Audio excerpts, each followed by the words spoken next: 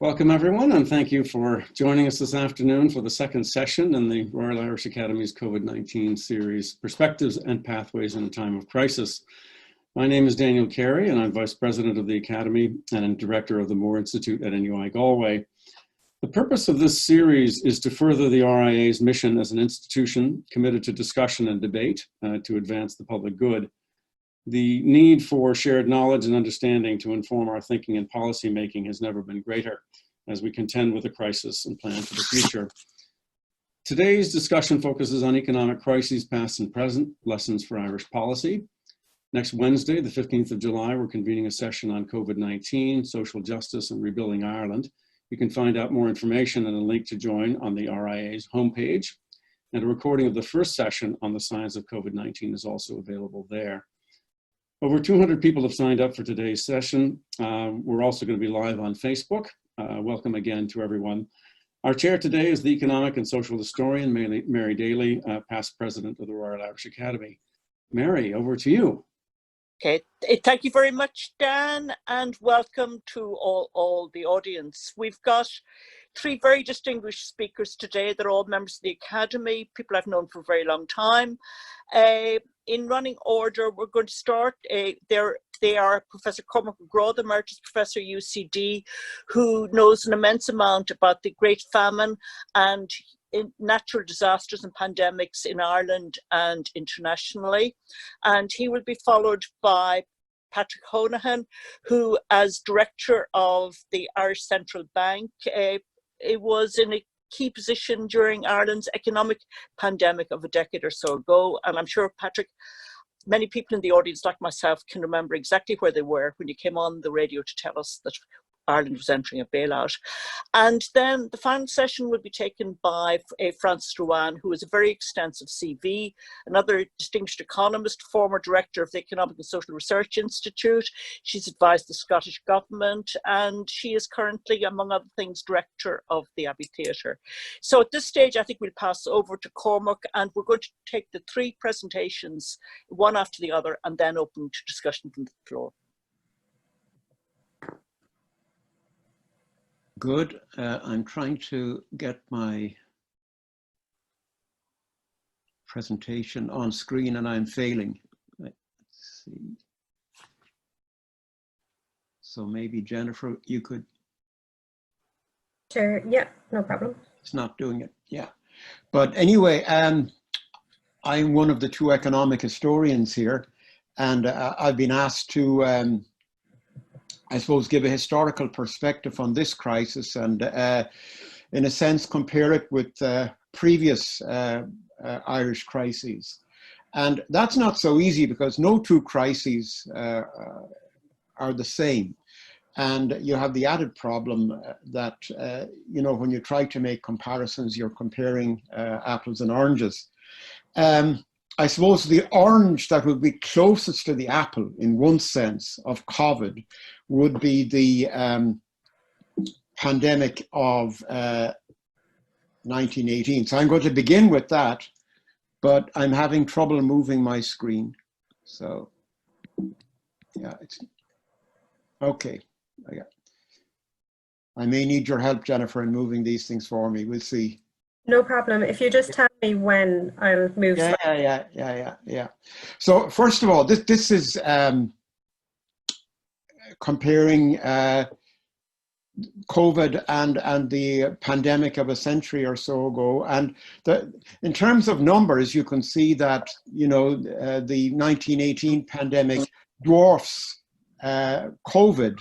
But there are a few cases where the difference is not that great. I mean, the worse that a country has been doing in terms of COVID and the more effective it has been during the pandemic, then the smaller the ratio. And that's striking in the case of Belgium. If you see, you have 10,000 now versus 30,000 in 1918. And that's because Belgium was affected lightly in 1918 and has been affected relatively badly in recent months. And then you can see that Ireland has done relatively well here. The US Also, you have 0.4 there, but that is because the US is still, it looks like, in a fairly early phase of the pandemic. So maybe move to the next one. Yeah, again, a few points of comparison here. 23,000 is the best guess for Ireland in 1918, 1919. Those affected were young adults. Now they tend to be elderly people. In both cases, in terms of treatment, there were no pharmaceutical cures. So you're talking about non-pharmaceutical interventions. You couldn't prevent, and then there aren't pharmaceutical cures either. Regionally, today, COVID is heavy in the east, in Dublin, Kildare, Cavan, Monaghan, and it's low in some other places. Compare that to a century ago. There's a lovely map, so it's the next slide, due to Frank Ludlow of TCD, and you can see that the spread of COVID was also rather uneven, and that in particular the west of the country escaped lightly. And it seems too like the spread of the 1918 pandemic had something to do with the spread of the railway system. Not perfect overlap, but there is certainly something there. So next one. This now focuses on Dublin. And again, I'd want to thank Frank and people who helped him in this work, Ida Milne, Georgina Largy. And this is a very neat map. It's the Civic Survey of Dublin with burials in Glasnevin Cemetery in 1918 imposed on it. And you can see there is a fairly strong correspondence between decayed housing, if you like, tenement areas on the one hand, and the spread of the burials on the other. And this suggests that, you know, poor people living in densely populated areas in bad housing were disproportionately at risk. Now, to move on to crises after independence, the first one, and this is next, you can see here there are 5 of them. So, and I've given you 2 ways here of trying to figure out, to pinpoint where they are at their worst. One is to look at deviations from the trend in gross national income, and the other is to look at net migration rates. And you'll see what this points to is 33, 47, then the late 50s, and you have the crisis of the 80s, and then more recently, the banking crisis of 2008, 2009. So beginning with the economic war, next. Got it? Yeah. Very, very quickly, this crisis was light relative to the ones that followed. I think it's fair to see it as a post-colonial conflict. So whether it's an own goal or not, whether it's all Ireland's fault, this is something that one might want to argue about. But anyway, it was called a war, which was a reflection of the times, and the conflict resulted, it was a trade dispute, if you like, and agricultural prices in Ireland plummeted, which had uneven effects on the population. It was bad for farmers, but it tended to be good for people who were consuming food. It resulted in hardship, but I think it's important to say that there was no excess mortality. Nobody died of the economic war. It ended up well for Fianna Fáil and for De Valera. And in the election of 38, the Fianna Fáil vote was higher in percentage terms than ever before or since. The fact that Fianna Fáil were seen as winning the economic war probably meant that fewer lessons were learned from the experience that might otherwise have been. I think also what muddied the water was that World War II followed in the wake of this economic war. So next slide. This is a real serious crisis. I mean, sometimes the emergency is depicted as an era when Ireland kind of went into a retro kind of bucolic existence, cut off from the rest of the world. But, you know, you have De Valera's speech about the comely maidens and all this. And there are, you know, some signals, I suppose, that point in that direction. You have a halt to the historical fall in horse numbers. There is an increase in the use of turf. There are fewer killed on the roads, like we have seen in the COVID period as well. But there is a more, next slide. So I suppose, again, two slightly quirky ways of illustrating this is that in 1941, rabbits accounted for 3% of all Irish exports. And I think it's in the same year or the following year, something like 400 tons of frachans or black herts were exported to Britain, and this accounted for something like 60,000 days of labor. It's an indication of some people being poor and doing very, very hard work, which didn't pay very much. Next. So, you know, those are, if you like, the more slightly romanticized signals, but there is, like I say, a gloomier one, and that is when you look at the demographics. Yeah. What the slides show is trends in mortality, in infant mortality, in the TB birth rate, and then if you look finally at death rates north and south, you see that they are rather similar up to the war, and then they diverge very dramatically. And if you use the north as a kind of a counterfactual, you could argue that the emergency cost Ireland something like 10,000 in extra deaths. You know, had the pattern followed what the Northern Irish pattern, there would have been that many fewer deaths. And you know, one can quibble a little bit about 1,000 here and 1,000 there, but I think that kind of comparison is a sobering one when we think of the economic cost of the emergency. We were spared bombs and you know, troops being killed on the battlefield and so on, but there was a cost in another way. Okay, next. So the lost decade of the 50s is well known. The hallmark was migration, which was higher than at any other point, you know, any other extended period since independence. Next slide.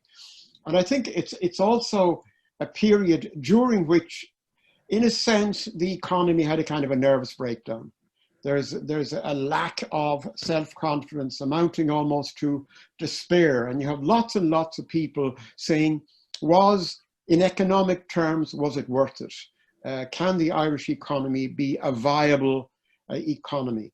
And this is Charles Carter, a Queen's academic, friendly to the South, but making this very, very gloomy statement in the mid-50s. And there are others like that.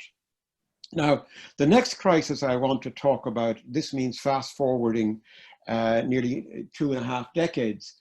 And I'm reminded that Paddy Lynch, who taught all four of us here on the screen economics at different times, famously used the statement, Keynes came to Kinnegad, to describe the decision of the first inter-party government to break the budget into current and capital components. Well, in the late 1970s and early 1980s, many economists dearly wished that Keynes would have stayed in Kinnegad, because crazy fiscal irresponsibility, which invoked Keynes, if you like, in a way that he would not have approved of, led to years of stunted growth and economic hardship. And you get this statement from Colin McCarthy and Brandon Walsh, which they acted a bit like, if you like, the Morgan Kelly of the period. And there were others who also issued warnings, and they said, look, take action now or this is going to be an absolute disaster. Ministers did not listen, and of course the price paid was very high. And then you get an assessment of Irish economic performance, which I think is very coloured by the 1980s. This is Joe Lees in his classic book, where he says that the economic performance of independent Ireland has been the least impressive in Western Europe, perhaps in the whole of Europe in the 20th century. So let's move on. I don't want to be impinging on the time of others. And we're on now to the finally the 2008 crisis, which Patrick is going to talk about in more detail. So I'll just leave you with a few slides here which bear on that. The first describes a ratio of national debt to national income, and you'll see that there are two peaks there, the 1980s, and then the peak is higher actually in the more recent crisis, but then in terms of interest payments, it's the other way around. And I began with talking about apples and oranges, and if I'm allowed to compare, and Patrick is going to do this again in his own way, those two crises, I'm inclined to use the analogy of the Matterhorn and Mont Blanc. It's like the Mont Blanc is slightly higher than the Matterhorn, but that's only partly the point. You have to think of the mass, and the Mont Blanc stretches out, you know, miles and miles, whereas the Matterhorn is it's compact, it's a peak. And I think in that sense, the 1980s probably was a worse crisis than the more recent past. But that is by way of my kind of intro to what Patrick is going to say. Thanks a lot. Cormac. Okay. Thank you very much, Cormac. And there's many comments I would like to make, but I'll end with a very slightly frivolous one, which is that George O'Brien, another UCD economist, when he walked on the pier in Dunleary, apparently claimed that the slope of the Dublin mountains, as seen from the end of the pier, reminded him of the state of, I don't know whether it was the economy or some economic variable during the Depression of the 1930s. So we'd move on now at this stage to Patrick Honohan, who is going to take up where Cormac left off, somewhere between the Matterhorn and Mont Blanc. Patrick, it's over to you.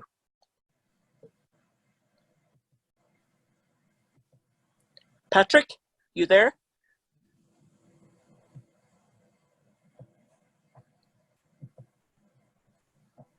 Need to unmute Patrick. Yeah, there you go. I'm sharing screen. Yeah, got me. Yes. Okay, Matterhorn or the Sugarloaf or current tool. What I want to do is to make 6 points about what about the current crisis and about the previous one or ones. So let me get down to it right away. And let's look at the first slide, which shows there, you can see the Matterhorn. It's in the middle of the screen. And if that's the Matterhorn, I think this must be the Cliffs of Moher on the right-hand side, because we have something very, very sudden. We thought in 2008-9 that the deterioration in the economic conditions was sudden, but there's been nothing ever as sudden as what we see here. So this is total employment, and you see it was going up and up and up and up until the last quarter of, in fact, more or less the first quarter of this year, and then there you have the April 2020 figures estimated by the CSO, and a very, very dramatic and sharp fall. So it's sudden, but it is different because this is a fall imposed by government regulation to close down so much of economic activity. So how long is it going to last? Is it going to persist? Is it going to have a drawn out phase? Is it going to be more like the Mont Blanc or current tool, or is it going to be more like the Atlantic Ocean beside the Cliffs of Moher? There's been a wave of optimism in the last couple of weeks, both domestically and especially internationally, about the progress of the economy in Ireland and worldwide. People are getting back to work. Obviously, that's true. But the question is how complete and how quick will that return to work be? So this slide shows you, again, a general indicator, unemployment rate. You can see how protracted the recovery was. It was faster than in the mid-1980s, but it was still drawn out fair to bring unemployment down again to the less than 5% mark. And we see a sudden jump that's supposed to be the average for 2020. Those are Central Bank of Ireland estimates. There's a base case and then there's a worst severe case, and they projected forward as well to 2021 and 2022. And the important point here is that even by 2022, we're not back to where we were at the end of 2019, according to these forecasts. Now, central bank forecasts now probably on the pessimistic end of where general economic commentary is, but still I think it's undoubtedly true, and this is my point number one, is despite the early bounce back, there will be a lasting employment effect. And so there's going to be a lot of work to do. There's going to be, this lasting effect will be due to losses of productivity in the hospitality sectors.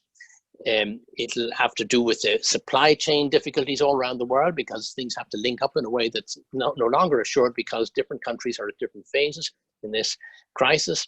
And it has to do with demand shifts as people become nervous about traveling to different countries, including Ireland, or even people going out to eat in restaurants and taking holidays in Ireland. So all those effects will persist for some time. I come to my second point, which doesn't have its distinctive slide. And the second point is that there is already, and there has to be heavy public spending needed. And there will be two distinct phases of the spending. There will be a defensive period and a recovery and repositioning period. And it's important to keep those in mind. There is a danger that when the health conditions have been restored, that governments will feel, well, we've borrowed an awful lot of money and recovery would be good, but that will happen of its own accord. We have spent so much money on this health crisis that we can't spend any more. We've borrowed so much more. There shouldn't be no loss of nerve in fully deploying the financial resources of the state and its borrowing capacity. That's a key message, I think, for this crisis. Let's look at what happened in the past. This slide shows you how there were cutbacks, both in the mid-1980s crisis at the left-hand side of the chart, in employment and health, the public sector, employment and health, in education, flat or cut back, and even more sharp cuts in the 2009, 10, 11, again, due to the fact that there had been a rapid run-up beforehand. But we see in both cases, there was a need to have spending cuts. But there is not the same need now. And so it would be a very big mistake, in my opinion, to use the previous crises as a model for how public finances should be managed. You know, so fiscal adjustment is my third point. Is in the last crises, we had fiscal adjustment with cuts in public spending on important services. This should not happen this time, and in particular, containing inequality is vital, and it's possible. And here's a side point that you might not be aware of, or might surprise you. This slide it shows you the Gini coefficient, which is a sort of omnibus measure of inequality. It doesn't measure every aspect of inequality, but it's a widely used common measure of the overall trends in inequality in society, not poverty, but inequality, relative position. And it goes back to 1973. In the early years, it's not measured every year. You have gaps that are shown there in the little arrows. The first solid blue bar shows you that period of the mid-1980s crisis. And you can see that the Gini coefficient did not increase. Actually, it came down. Inequality, slight improvement, more or less unchanged in that period. And again, by the time we come to 2009, okay, there's a slight increase, but generally speaking, not much of an increase in inequality during the crisis management. So even though public sector spending was cut back, other measures and the built-in stabilizers, unemployment assistance, tax rates were there to some extent insulate the economy from a worsening of inequality. Of course, when income goes down overall, the people at the bottom, even if the reduction is proportionate, the people at the bottom can't absorb that as easily. That's an important point, and it should be a minimum to maintain that record, which was not achieved in other countries. How can we do all this, though? How can we spend all this money? And the answer, of course, is we can spend because we can borrow. The government can borrow. It has chosen not to increase taxes. It has chosen to do all of this defensive spending, defensive period spending on a borrowing basis. It's borrowing huge sums of money. It can do so because interest rates are so low. The point I want to make about interest rates being low is not perhaps widely understood. Tendency for people to say, well, oh, thank goodness for the ECB. And of course, thank goodness for the ECB, but it's not all the ECB is doing. Real interest rates in the main economies have been trending downwards for over 30 years. You can see that in this slide, which just picks out a number of countries which are active in public finance and borrowing. We don't need to go into details, but you can see that every single one of them, the trend interest rate, real interest rate has declined since around the 1980, just after in the early 1980s. So this is the good thing about this is that it is driven by global trends, secular trends in demography, high increase in savings due to the economic structure of certain economies like China, inequality, high income levels in the United States and by rich people who tend to save more. All these factors, which are probably structural factors and which will keep interest rates, are likely to keep interest rates in the world low. The additional thing is, of course, Irish interest rates need to keep low. It's all very good for us to watch German interest rates low, but we need to have interest rates on Irish government debt low if the government is to be able to borrow. And that default risk premium needs to be kept low. It is low. It has been restored. And the consequence has been, and Cormac's slide already hinted at this, that despite the very substantial run-up in debt, there's one measure of the debt ratio, the dotted red line, it jumped up much higher than in the 1980s, but the interest, which is the solid blue line, the interest, payments out in interest,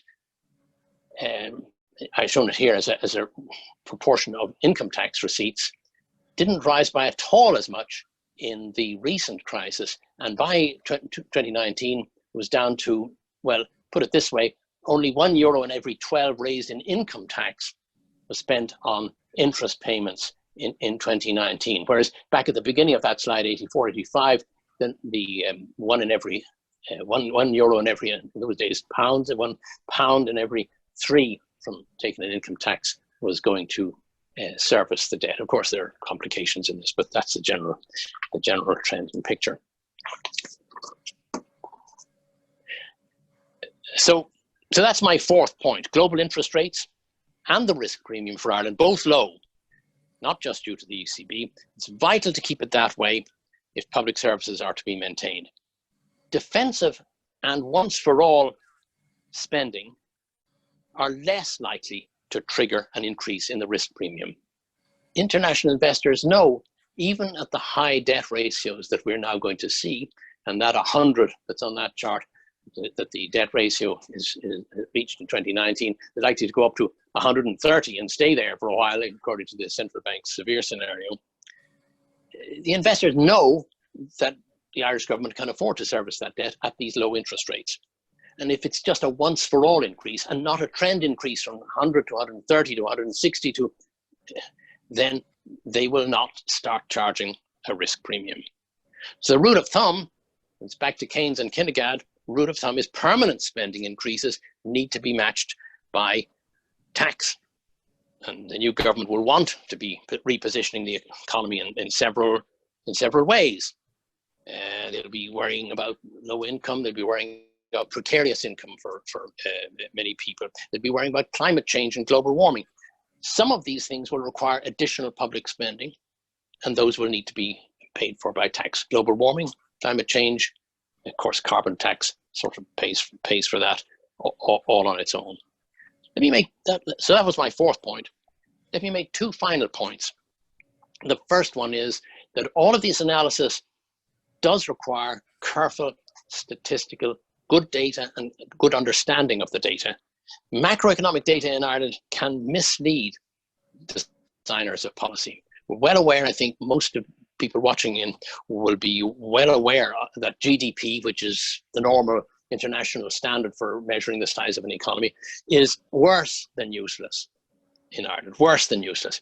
But another serious gap in making international comparisons, Ireland versus, where are we and where should we be, is the fact that Ireland is a high price economy. We all complain about high prices, but it is a high price economy. And if you try to compare countries, not just on the basis of the prices, each country with its own prices, but try to measure each country at international prices, Ireland doesn't show up at all as well as in an unadjusted figure. Here are a few comparator countries. Ireland here, in this is the latest version of the international comparison program that does attempt to use these purchasing power parities, international prices. And you see that Ireland lies number 25. I just selected a few countries here. And Ireland falls behind in these countries, not just Germany and Canada, USA, but for example, France and Italy. If you don't make the adjustment for common prices, Ireland looks ahead of France and Italy. It's not, if these numbers, these more refined numbers, are to be believed. So that's one important point. Pay attention to the data. It tends to mislead. My final point is about Ireland's unusual corporate structure. Presents risks for the policymaker. And let me say 3 risks that are involved in that.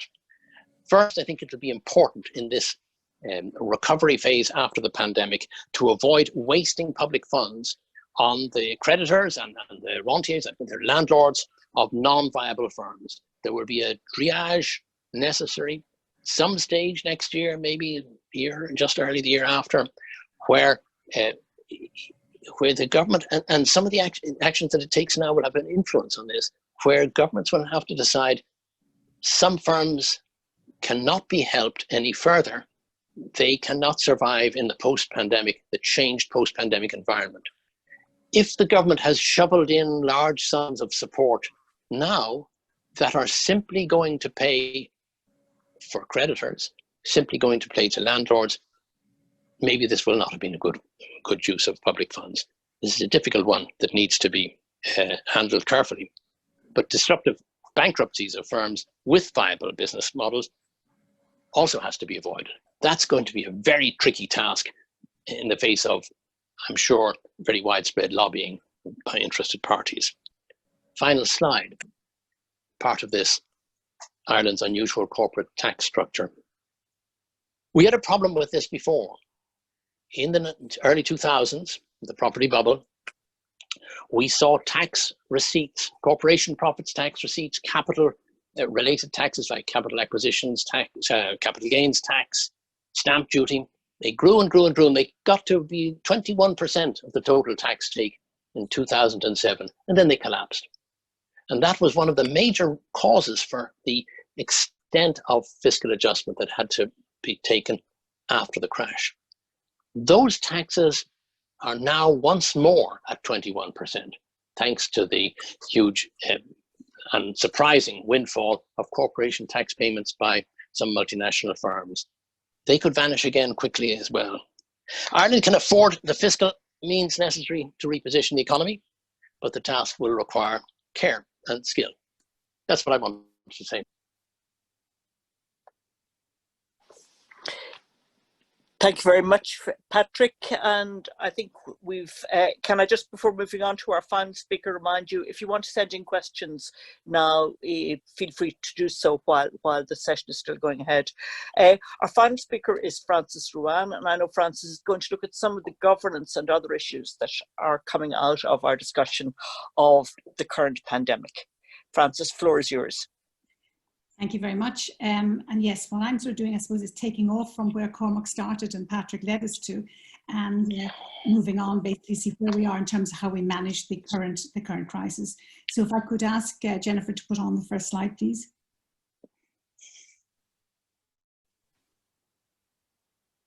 That should be visible for you now, Francis. The next one, I beg your pardon, the second one. Oh, sorry. Thank you. Yeah, so just let me start by noting, I suppose, a point that Cormac started off with, which is that when we have crisis, and COVID-19 is one such crisis. The form and the scale of these is different every time. So we can learn from the past, but we're never getting a carbon copy of what went before. And what really matters is the form the crisis takes. Does it come from the outside, or is it internally driven? The scale, the speed. I mean, I think we've all commented on that. We all thought the last crisis was very fast coming on. This one was in a matter of weeks, where the last one was in months. So the scale is very different. And then finally, your state of preparedness. To what extent are you ready for the kind of crisis that came? Where were you when that started? And I'll come back to that in a moment.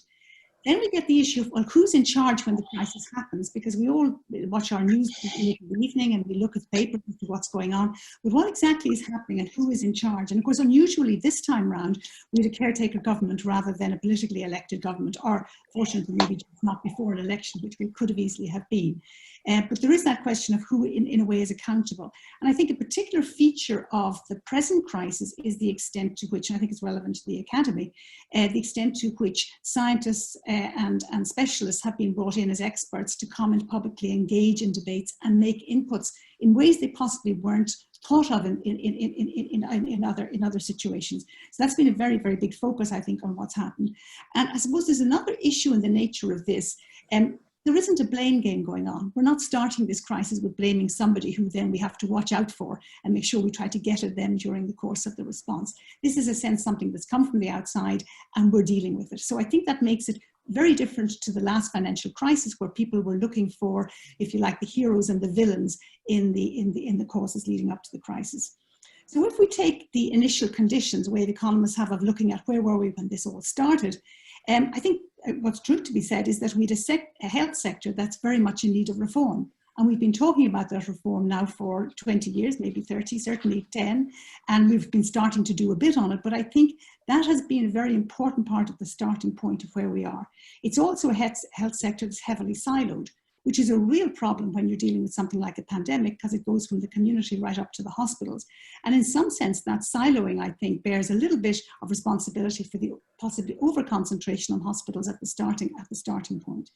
But looking at it more generally, there was an issue of overcrowding in the hospitals, a complete disaster when you think of the way a pandemic works. And of course, the overcrowding has been built into our system. We keep our hospitals occupied to a very, very high level by choice as much as by need. But then there's been overcrowding in homes where people have been living, multiple people from different families living in the same space. And I suppose you take direct provision as the extreme case of that. And then we've got factories where, in fact, people working very densely and closely together are an issue. So those initial conditions were all ones which I think have had some bearing on the extent to which the crisis has and hasn't had impact on different communities. In terms of the initial steps that we took, I mean, I think the big issue is that with regard to health, it was a very strong decision by the politicians. Maybe it would have been different if they weren't a caretaker government, to say, let's take the advice of the medics, let's follow that. And there was a sense in which there was almost a Draghi approach. We'll do whatever it takes to get this sorted and make sure there isn't a crisis for the hospitals. I think the population also came into play in a way that it didn't in the previous crisis. Keeping people informed, and the comms issue in relation to that was perceived and was seen right the whole way through as very important, because obviously in this crisis, every member of the population is an actor, whereas in many previous crises, a lot of people were victims, but they weren't actors. And then there was obviously socioeconomic dimensions, which was the support given when we decided to go for the lockdown. So we're going to do whatever it takes, and then we're going to face the consequence. And Patrick has already referred to that as, you know, generating a huge amount of build-up of costs. So a feature, and it's been referred to already, I think it is very important, a feature of the present crisis, different from the past, is a huge amount of information and reporting that's going on. I mean, you see things like, if you go to the websites of the social protection, I think I was on it yesterday, and they'll say, well, these data will be revised. You know, in other words, they know from the start that the data are going to have to be revised. The Central Statistics Office has developed a whole new set of indicators, and right across Europe, Eurostat has led on the development of new metrics to monitor this crisis in real time. So there's been a very, very substantial difference in regard to that compared with previous crises. And I think it will mean that looking at what's happened afterwards will be very different. Could I have the next slide, please? So this is just, I suppose, to take the three circles as I would see them: the public health policy circle, the economic policy circle, and the social policy circle. And the message from the public health policy circle was simply flatten the curve, and we got keywords like hygiene, social distancing, and then of course hospital equipment, which became a really big issue in terms of resources. On the economic side, retaining jobs was from the get-go a very strong motivation, and the temporary wage support system came into play very soon afterwards, along with other business supports. But if you think about it, retaining jobs involves huge numbers, hundreds of thousands in the community whose jobs are affected. Business supports involve those businesses that get those supports. And Patrick alluded to the fact that it's important that we're supporting businesses to do the right thing, to survive. And that will come a day where we have to reckon as to whether they can survive long term. On the social policy side, we had the income supports from the Department of Social Protection and the pandemic unemployment payment. And there's a lot of issue and controversy as to whether or not we did that in exactly the right way. But I think if you were to look at this early stage of this crisis, thinking back to other crises, I think the focus is very clear. And I would say that the responses societally were broadly positive. People, by and large, have followed the rules. The speed of innovation in new work practices has been amazing, and no more striking to everybody than the civil service, the universities, and the hospitals themselves. So things that have been talked about for years suddenly became doable in a matter of weeks, as opposed to a matter of months of meetings and endless discussion. And then we also ourselves, as we went to the supermarket, the extent to which people behave very flexibly, and you ended up with supermarkets being manageable in a very good way. And let me just put up briefly the next slide.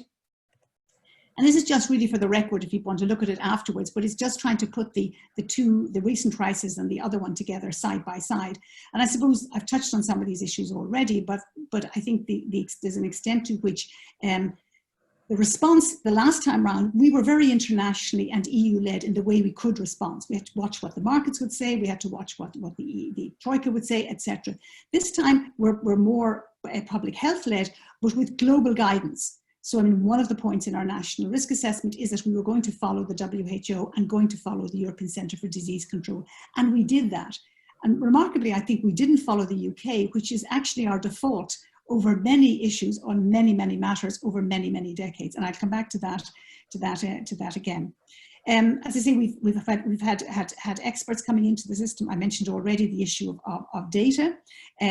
And we've had more timely information coming to today, but not in every case. So issues like the care homes, which were not in focus, those issues didn't come till later on. Mind you, we're not the only country where that happened. I'm not sure there is any country where that didn't happen. So our strategic direction the previous time was very dependent on others. And now it's mostly our own direction, in some sense, how we're going to manage it. And as has been touched on, we can do it in many different ways. Our challenges at the end of both crises, I suppose, or in the middle of both crises, is building confidence. And I think that was mentioned by Cormac along the way, the proof that you can actually come out the other side of this when you're right in the middle of it. And the last time around it was, could Ireland actually make it back? And obviously in the end we went into the programme with the ECB and the Troika. But this time around, I suppose, really what we need to do is convince people that we can open up without a serious new wave of the pandemic. Because given the nature, the openness of the Irish economy, the extent of our trade, the extent of our foreign direct investment, the extent of our tourism as a revenue raiser, that becomes really important. If we could look now just to the next slide. I just put up here, which is just kind of watching it and trying to put it together. How did we manage all this? Well, we had a caretaker cabinet committee on COVID-19. It was fed by what we call the senior officials group, which is the senior civil servants in the relevant areas who mapped into that. But they were very heavily informed by the National Public Health Emergency Team. And again, that kind of team having a role that I don't think any other group would have had in a previous situation. So much so that they have a dotted line over to the comms because they fed directly to communication with the population at large. It didn't actually go through government. And very often you had people giving presentations where there wasn't any minister or anybody in sight. And they, of course, were fed by subgroups from within the health sector, the expert advisory group, which were all of these people who were doing the modelling under Philip Nolan, and again, a group given authority and given a voice and position, which is an unusual part of this particular crisis. And then obviously the HSE had its own crisis management team. But it all kind of fed up very directly and was very focused on one thing, namely COVID-19. As the plan, they came out with the plan to do everything over in 5 stages, which, as you remember, we reduced to 3 subsequently. And in implementing that, there were both the medical reports, but there was also economic reports began to come in and have a play from the Department of Business, and social reports coming in from the Taoiseach's department. So they played their role at that particular stage. So let's jump to where we are now, next slide please, in July 2020. So we still have the Cabinet Committee on COVID-19, but it's rapidly running out of its role because it's getting to the deadlines that it was given. Now, does it get resurrected if we go into a new wave? I'm not sure how that would work. And it's being more directly fed now in a more, let's call it, even-handed way between the social policy, the economic policy aspects, and the public health aspects, and they're all coming into play. At the same time, we've just set up a new Cabinet Committee on Economic Recovery. So that's the committee that will really take over from the COVID-19 one. And that one is probably more like a business as usual committee from the last crisis. It'll play more the type of roles that those committees came. Where will its influences come from? And I'm reminded of a point I made with regard to the UK before, because if any of you were listening to the Chancellor in the UK this afternoon, and what early afternoon he's just come up with, what the UK are going to do. And they're about to make massive fiscal changes, and there'll be huge pressure for those to come into play here, including a cut in VAT on tourism, absolutely massive cut on VAT for 6 months. Stamp duty on housing being suspended for 6 months. Internships, money to take you out of furloughing. Very interesting issue that we worked out, how long will we remain with this wage subsidy? But what the UK are doing is they're stopping it, but they're then giving employers money to take employees back onto the books. So they're actually trying to watch that transition. We haven't actually got to that stage. So to me, what's quite interesting is the extent to which we're supposed to be watching what other people are doing, where they're ahead of us or running alongside us. The influence of the UK in that is something I think to be watched in terms of what it may play out. Now, I pointed on to 2, and onto the next slide, please. 2 areas just to give you again. Patrick's given you some pictures with some slides with relative positions. Just want to give you a couple here. You see where that red arrow is coming in, and that's coming in and around 200,000, which was approximately the number on the live register at the beginning of March.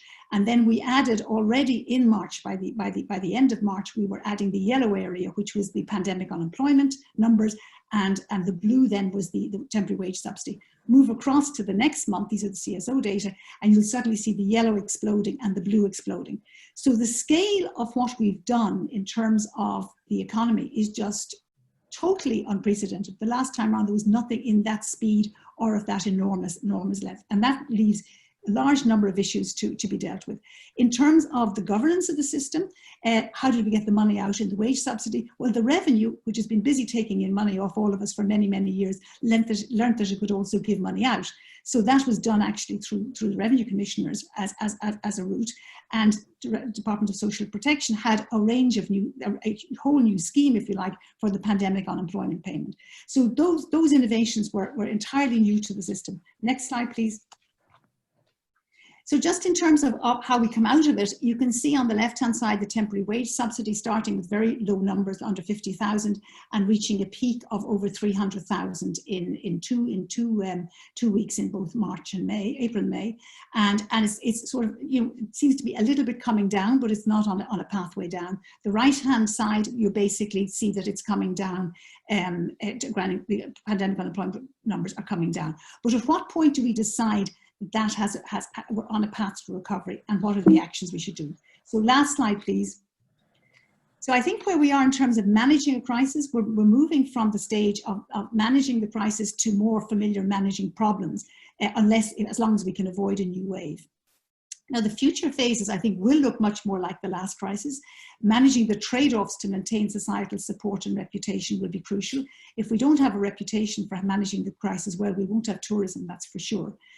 policies to support recovery while minimising having firms that stay on long term without any chance of very long survival and the costs that go with that, but also not moving too quickly and doing what the United States and the UK did, but the United States in particular has done at different stages, of ending up with very large numbers of people unemployed and without a reason to connect societally with the labour market for many, many years.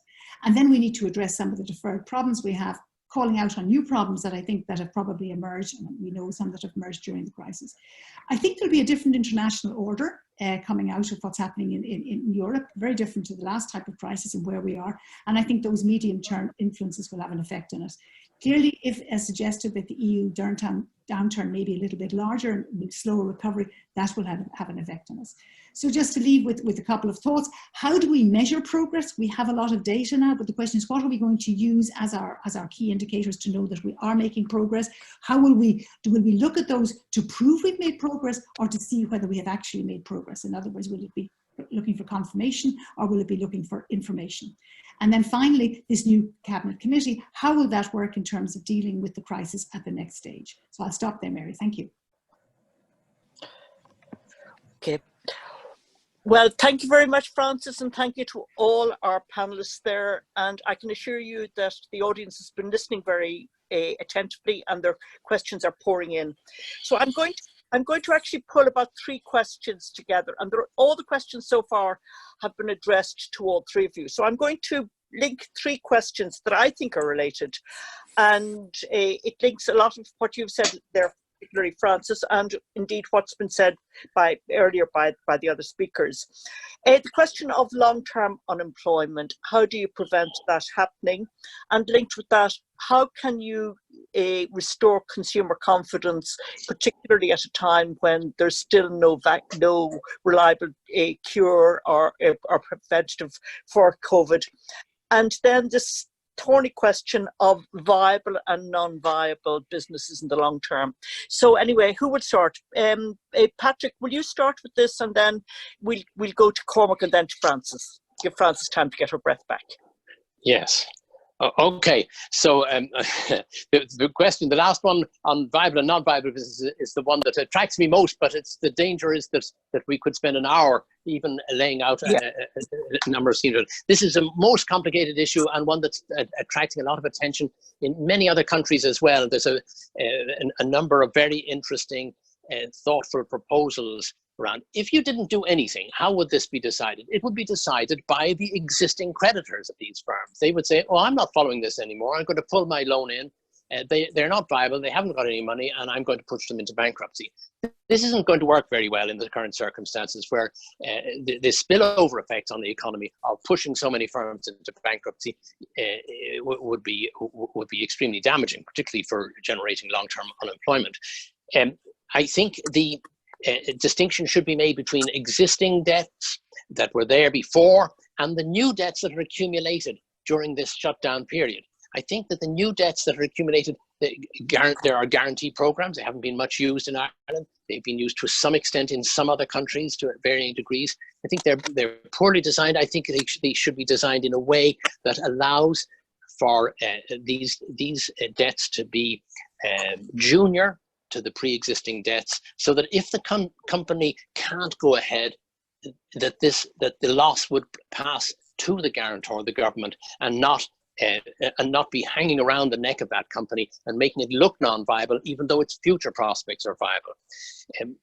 I think, to summarize very briefly, I think that keeping guarantees going on a limited basis and a declining basis after the pandemic crisis is over is probably the best way of matching the knowledge of the existing lenders, which means the banks, and the ability of the government to stand behind. Okay, long-term unemployment, that's one of the reasons we need to maintain recovery expenditure to keep the economy, to get the economy back to full activity. It will not mean everybody staying in their existing jobs. There will be reshifting of jobs because some sectors will decline, but to keeping job opportunities available, that's the real reason for having all this additional spending. How to make people confident? you can't make people confident if there's no basis for doing so. So giving misleading, over-optimistic statements is not the way to go. Honest, and comprehensive, and credible communication, in my mind, is the only way to maintain confidence at its optimal and maximal level. Okay, thank you, Patrick. Cormac, can I get to you now? Yeah, just I suppose a few thoughts. Like in the And absence I'm supplementing for you then as well.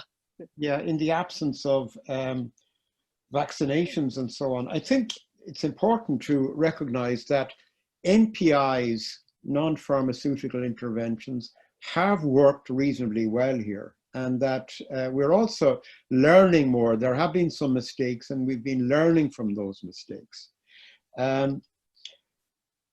I also, I suppose, would be inclined, it's a pretty obvious point, but the medics and the experts that Francis mentioned have served us fairly well, and I would continue to trust them rather than lobbyists who want us to open up and get back to normal very quickly. So I would trust them more than Michael O'Leary, for example, with his incessant ads for flights to Spain over the high summer. There is, of course, the danger of COVID fatigue or social distancing fatigue, and how to maintain morale. That is a bit of a challenge.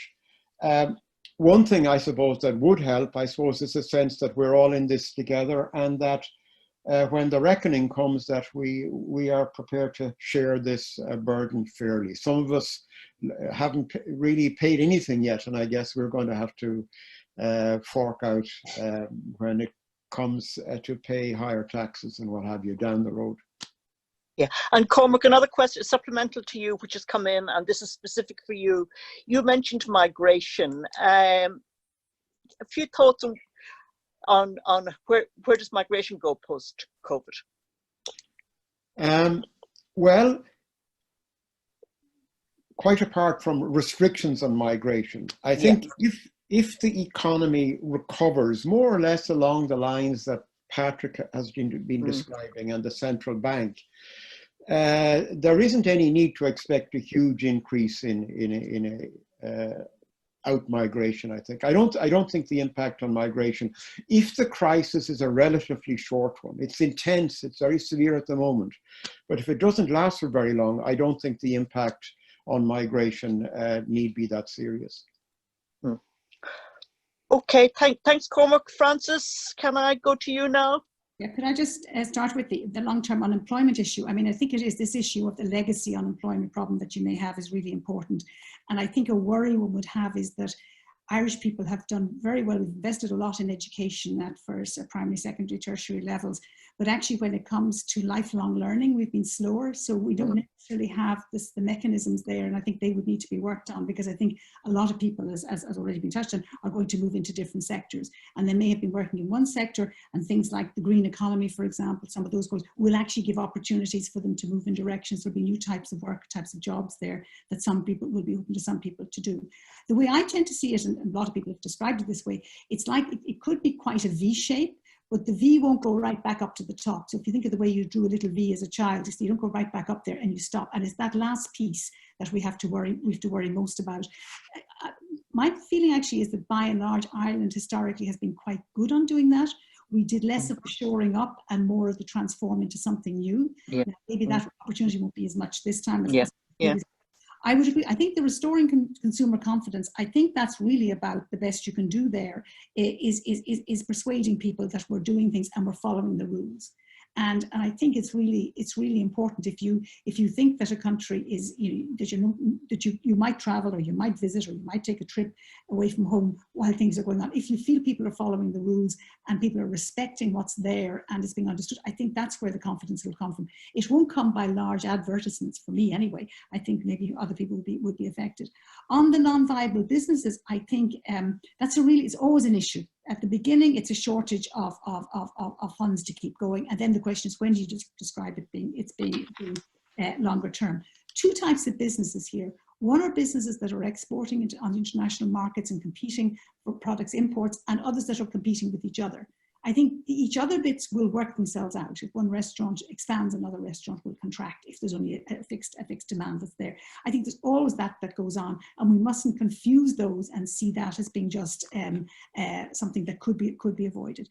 I think when it comes to the firms that are selling internationally, there's a whole bunch of firms who are currently preparing for Brexit.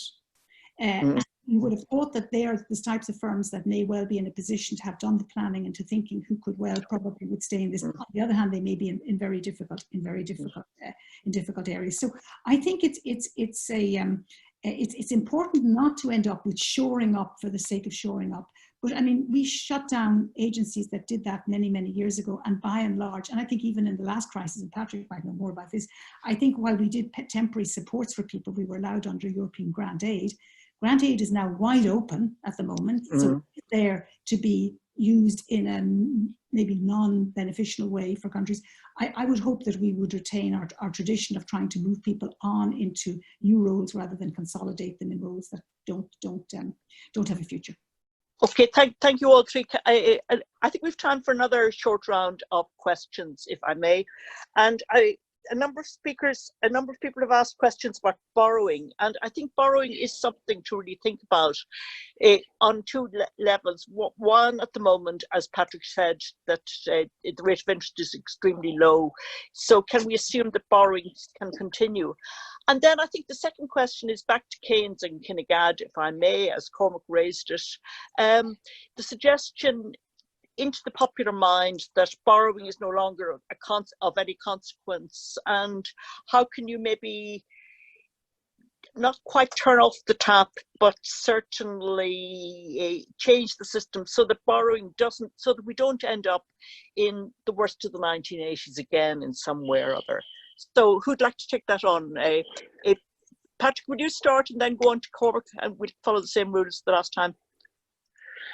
Yes, well, I mean, the low interest rates do make a difference, but they won't make a difference if they're not maintained low. So, and that's the key. How do you make sure that you're not going to drive yourself out of the market, which is so willing to finance you at 0% or 0.5% or whatever, depending on the term. So that is the issue, and there is a danger that.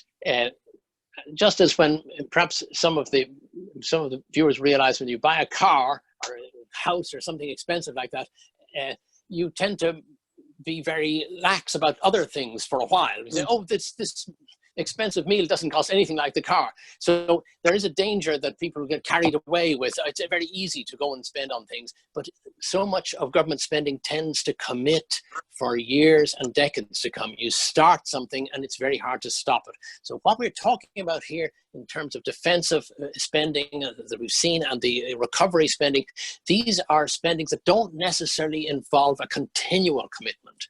The lasting commitment would be that is the thing to be avoided and to watch out for. I'm not saying that you shouldn't have spending that is a lasting commitment, but you must know that this part, it needs to be paid for with taxes, whereas the one-off basically doesn't, because the interest rates are so low. The British government ended the Second World War with a debt ratio, if my memory serves me, of 280% of their GDP. And it took them 15 years, but they worked it down to completely under control.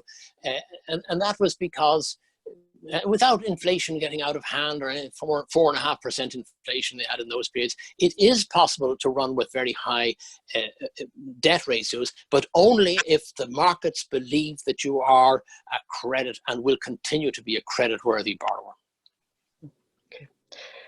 Cormac, 1980s. I really have nothing to add to that except to reflect that it is a very good time to have a crisis. You know, crises are terrible, but one couldn't have a crisis in a better time in terms of the way interest rates are, and hopefully the economy will rebound and grow fast enough to be able to sustain anything we need to do. And Francis, you were talking about, I mean, I must say, I'm because of this, I missed the Richie Sunak presentation. I knew it was coming today, but Are there any other countries that have introduced measures? I mean, Germany, I know, has done quite a lot. Would you like to comment on what they've done to try and kickstart their economies? I think a lot of countries are trying different things at the moment, and they're trying them tentatively. What struck me about the scale of the UK one was they were obviously going for big bang. Boris is back at the bench, and they were going to make a big issue out of it. And they were putting dates on things and very precise things. A lot of countries are doing it more tentatively and doing it for particular sectors or particular areas. But I think the real issue, and it links back to what both Patrick and Cormac have said, is that it's the debt to GDP or GNI star, whatever ratio you're talking about. So the question is, how do you get back into a growth situation? And I think the big issue now is who has the money for consumption at the moment and will they consume? So I think that issue of, Patrick touched on it in his income distribution chart, but it does become a really big issue. It was certainly a big issue in the last crisis that a lot of the people who had money to spend didn't actually spend. And this time around, for very different reasons, maybe because a lot of the people who have disposable income have also at a stage in life where they feel they're more at a health risk, so they'll be more conservative. So I think the hardest part is actually going to be building the confidence that there is a post-COVID Ireland that is prosperous and that there's lots of growth going on. And I think that will I think set a landscape, like for everything else that's being decided. Yeah. And just a very quick question to all three of you. Do you see this as really bringing a major turning point, both in Ireland and more internationally? There's always danger in an occasion like this. Everybody says everything's going to change. What do you think? Cormac? It's a tough question, Mary. I think it will make us reconsider some of our health policies, as has been mentioned. And also maybe make us that little bit greener. I think those are two areas in which I think there might be long-term effect. Yeah, Patrick. For the good. Yeah, Patrick. I think it's likely to be a very big change for a variety of reasons.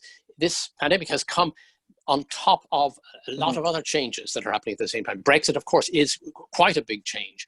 The change in government and the change in the way that the centrist parties working together, and the generational change in Ireland, where the upcoming generation has suffered a lot and now finds that it has agency in an environment where there is more government spending on different things. I think Irish political system has been sensitive, more sensitive than several other well-known countries around us, to picking up on what society is looking for and what many people in society are looking for. And I think this could be a huge turning point. Yeah. Okay. And Francis? I would be optimistic. I mean, it's interesting. Some people are quite critical of the programme for government, but one of the things it seemed to do for me, which captured what young people and many other young people are doing, is looking for values to be discussed as to what is we want to. So values in terms of the quality of health and education that we have, values in terms of the fact that maybe this whole green thing, which has been sort of lying out there, but has only got huge traction in the last couple of years. I think that gives a positive thing. It's very helpful to us that the European Commission is taking very similar lines on some of the directions that I think we as a country would like to go. That's helpful because it means that there'll be resource support and there'll be scientific research and evidence for support in that direction. So I think there is a potential. And the question is, you know, and that's why I suppose I focused on that notion of what is will the Cabinet Committee on Economic Recovery do? Will they allow that engagement? Will that be to some extent the link between what's in the programme for government and what people have been actually looking for? Because I think what people are looking for has been reflected in the programme for government. So will it be a sort of synergistic link back to them so that that committee could actually be more successful in what it does than might otherwise be the case? Well, I think at this point we're going to draw to a close. It's nice to end a discussion about pandemics on something approaching an optimistic note. So I just want to remind you that there is going to be a session next week. Jennifer is about to put up the slide on this, aren't you, Jennifer? The next week's session is 4 p.m. this day week, and it's social justice and rebuilding Ireland, and you'll get details as ever on the Royal Irish Academy website. So thank you all, and thank you especially to our panelists who were superb, and goodbye, and thank you for joining this session.